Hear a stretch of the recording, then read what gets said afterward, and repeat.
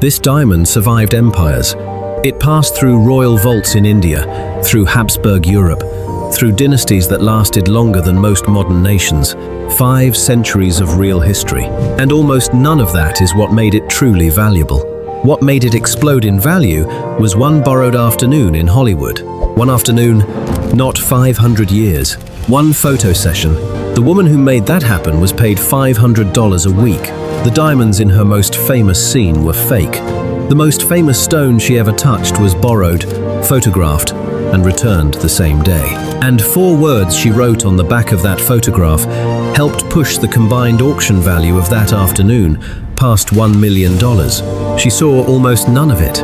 That is the story, but not the romantic version, the structural version, because the feeling you have when you look at a diamond, permanence, desire, seriousness, love did not appear naturally. It was built, installed, repeated until it felt like your own idea. And one of the most powerful delivery systems for that feeling was Marilyn Monroe. By the end of this video, you will see that famous image differently, not less beautifully, more honestly. And once you see the mechanism, it becomes very hard not to see it everywhere else. Let's follow the stone. The stone was called the Moon of Baroda. 24.04 carats, canary yellow, pear-shaped. From the Golconda mines of southern India, the same region that produced the Koh-i-Noor and the Hope Diamond.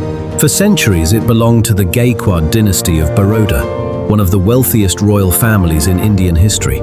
Their vault described by historians as second in total accumulated value only to the British Crown. And this is the first thing that matters. It was not originally valuable in the modern luxury sense. It was valuable as power. It appeared in royal headgear, the pagri, not as decoration but as authority. An object like this did not merely signal wealth, it signaled legitimacy, continuity, rule. That distinction matters because the stone is about to move from one value system into a completely different one, from sovereign power to commercial spectacle. In the 18th century, it was sent to Empress Maria Theresa of Austria, the only female ruler of the Habsburg dominions, where diamonds were not sentimental objects, but diplomatic instruments. Proof of alliance. Demonstrations of wealth operating at the scale of nations. It came back to India after her death. Was mounted into a necklace in 1860. Then, in the 1920s, as British colonial administration dismantled the legal foundations of India's princely states, the Maharaja Sayajirao Gaikwad sold it. Quietly, no grand public transfer, no ceremonial exit, just a private transaction and disappearance. After nearly 500 years in the possession of empire silence, when it resurfaced in America. Not in a palace, in commerce. Cleveland, 1944, a diamond cutting firm. Detroit, 1953, Meyer Rosenbaum, president of Meyer Jewelry Company. That transition is the entire story in miniature. The Gaikwads possessed the stone because it amplified existing power. Rosenbaum wanted it because it could generate visibility. Same object, different machine. And America, by the 1950s, had already built the perfect machine for that conversion: Hollywood. In 1953, Howard Hawks released Gentlemen Prefer Blondes. Marilyn Monroe played Lorelei Lee, a character built around a brutal little truth: that diamonds are more reliable than romance. That character sees through sentiment to the commercial structure underneath. She understands, within the fiction, exactly how desire is manufactured and moved. That alone would have been commercially useful. But what happened next was bigger than useful. It became visual scripture.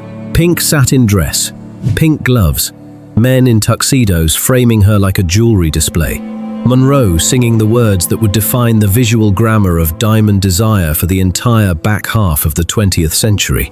All of them, paste replicas from the costume department. The most famous diamond scene ever filmed the scene that would echo through Madonna, Kylie Minogue.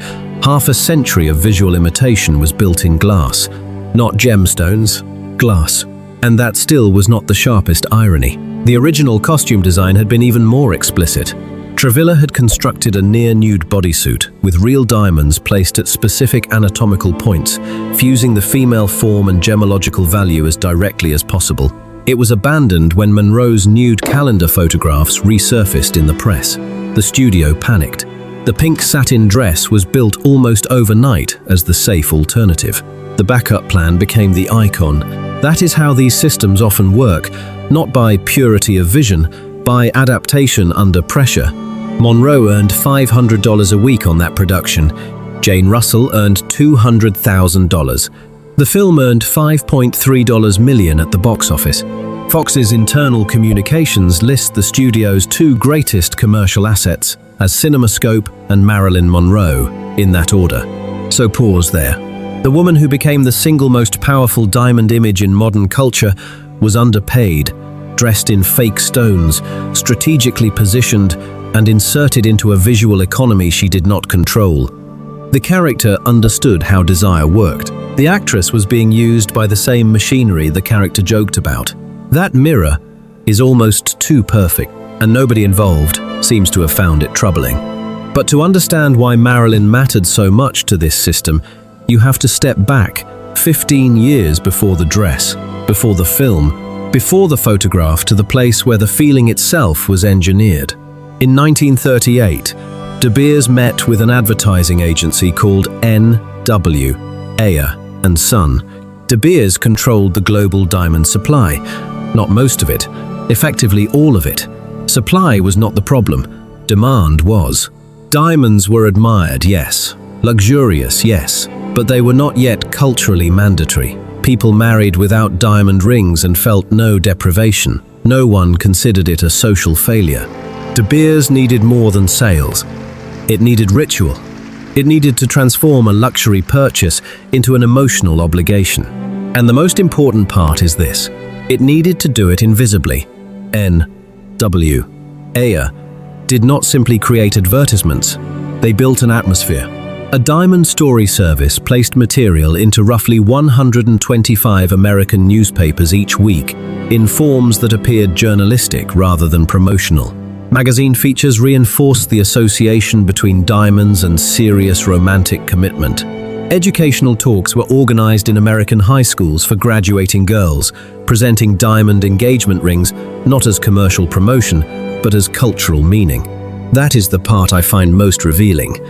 Not that a company marketed a product, every company markets products. The revealing part is the architecture of invisibility. No obvious branding, no clear disclosure, no clean line between persuasion and reality. Not, here is an ad, please evaluate it. But, here is the world. This is simply what love looks like. That is a very different operation. Then, in 1947, a copywriter named Francis Geraghty wrote 4 words late at night in N.W. Ayer's Philadelphia offices. A diamond is forever. 1 line. 2 victories. Emotionally, it attached diamonds to permanence and devotion. Structurally, it discouraged resale. Because if a diamond is forever, selling it feels like betrayal. Not of an object, but of a meaning. That kept the secondary market weak and De Beers' price control intact. Neither victory needed to announce itself. By the time most people encountered the idea, it no longer felt like strategy. It felt like truth. That 7-0-point shift did not occur because millions of women independently discovered the same emotional logic at once. It happened because a coordinated campaign spent decades manufacturing the conditions under which that logic would feel natural, inevitable, and self-generated. And once you understand that, Gentlemen Prefer Blondes stops looking like entertainment alone. It looks like insertion. Hollywood was not beside the system. Hollywood was inside it. And in 1953, Marilyn Monroe was the most effective insertion point available. She did not build the machine. She became its brightest surface. With the film completed and moving into release, the next step was obvious. If fake diamonds had already created the fantasy, real diamonds could authenticate it. That is where Meyer Rosenbaum enters. Rosenbaum proposed that the Moon of Baroda be loaned to Monroe for the promotional photographs. His jewelry company would receive the press association. the studio would receive legitimacy for the image. A representative from the Jewelry Academy of Los Angeles arranged the introduction. The room was prepared. The stone was presented. Monroe was brought in. Her documented reaction, the quote that circulated in every newspaper covering the tour. "It's gorgeous." 2 words. Smooth enough for print. Useful enough for everyone involved. The shoot was completed. The stone went back to Detroit the same day. And then Monroe did something small that turned out to be enormous. She signed one of the photographs before it was returned. To Maya, thanks for the chance to wear the Moon of Baroda. The word that matters there is chance. Not gift, not treasure, not privilege, not memory. Chance. Temporary access. A brief permitted contact. A transaction with an expiration date built into the language. That word is doing more work than any publicity copy ever could, because by then, the situation was clear to anyone paying attention. She was the most photographed woman in the world. She was central to a commercial mythology of desire worth billions of dollars. She was the face of an image that would help reshape the emotional relationship between an entire culture and a single product category. And when the only major historic diamond she ever wore touched her body for one afternoon, she named the arrangement with complete precision. Not ownership, not intimacy, not possession. Chance. Which raises a harder question. If she helped create the value, who got to keep it?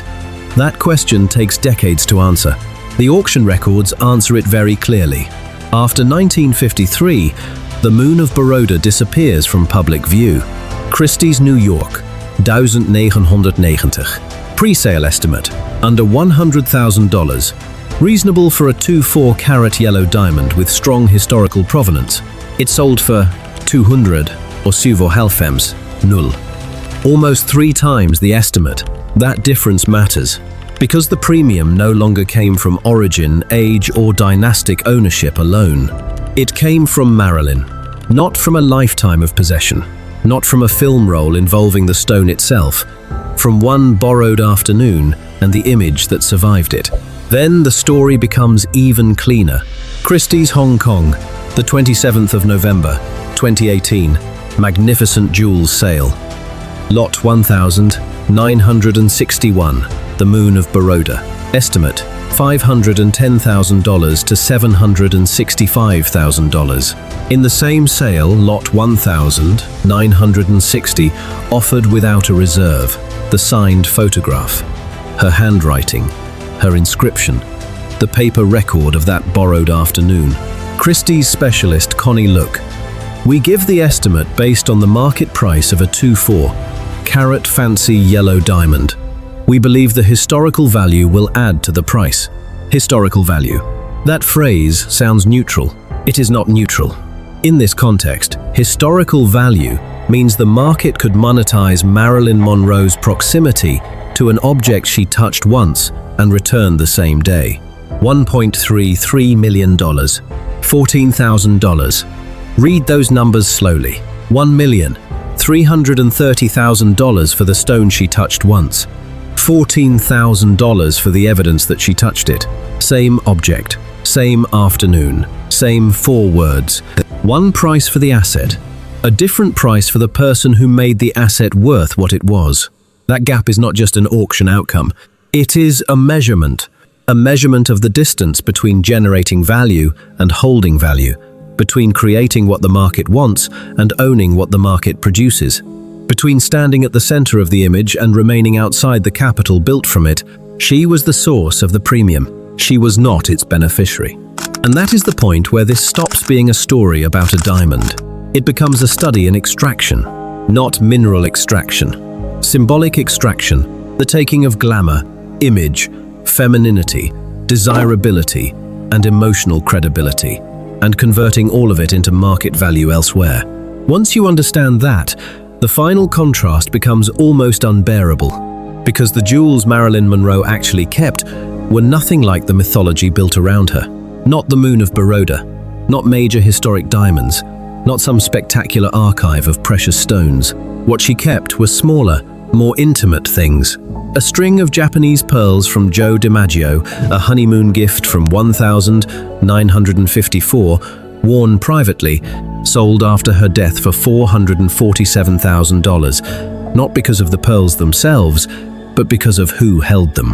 A platinum wedding band from DiMaggio, set with 35 baguette-cut diamonds in a continuous circle. One stone missing from the setting, the gap never repaired during her lifetime. It later sold at Christie's in 1999 for $772,500. By then, the incompleteness had become part of the emotional object. A Blancpain cocktail watch, platinum, 73 diamonds, Art Deco. Believed to be a gift from Arthur Miller, she appears never to have publicized it. No photograph in any archive shows it on her wrist. It remained almost entirely outside the machine.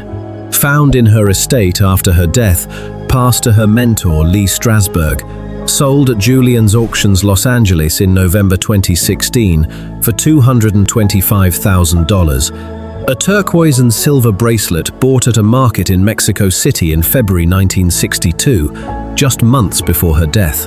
No publicist, no arranged image, no managed symbolism. She saw it, liked it, and kept it. Raw material value, minimal. Auction value later, dramatically higher, because it represented private choice rather than public performance.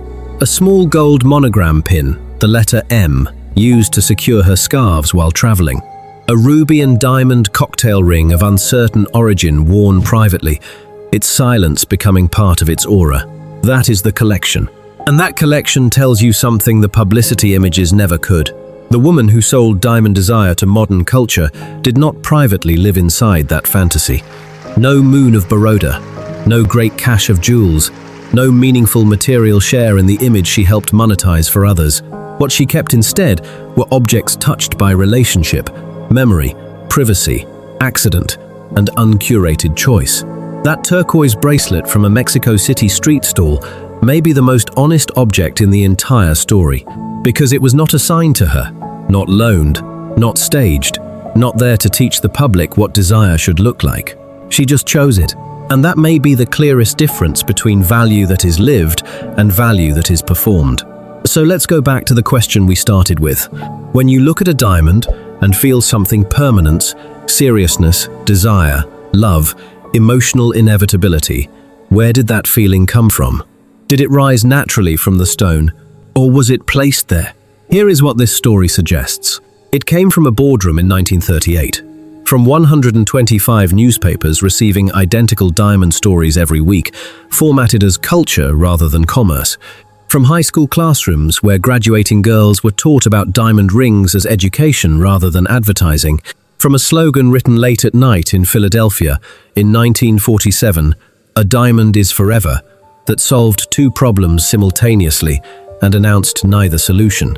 From a film in 1953 where every diamond was fake, the lead actress earned $500 a week, and the character she played understood the mechanics of desire, while the actress herself was positioned inside those mechanics without equivalent knowledge or return. From one borrowed afternoon, from a signed photograph, from auction houses decades later, where the market converted her image into premiums she would never see. From all of that repetition, one feeling emerged. That diamonds mean something timeless. I don't think this makes diamonds less beautiful. I think it changes the location of the beauty. Not innocence construction, not purity design, not nature alone narrative. And perhaps the most unsettling part is this. The campaign worked so well that one afternoon in Hollywood became more valuable than nearly 5 centuries of royal history. A dynasty could hold the stone for generations. An empire could receive it as a diplomatic gift. A monarchy could treat it as an emblem of sovereignty. And the market still decided that Marilyn Monroe touching it once mattered more. That is not a story about jewelry. That is a story about modern value itself. Who creates it? Who carries it? Who cashes it out? The Moon of Baroda is now in private hands. Anonymous, as such stones often are. The studio is gone. The campaign is gone. N.W. Ayer Son is gone. The Detroit Jewelry Company is gone. Marilyn Monroe is gone. But the feeling remains. The feeling that says a diamond means permanence, means seriousness, means love, means that something between two people is real. That feeling may outlast almost everything that created it. That is the power of a successful system. It disappears and leaves the emotion behind.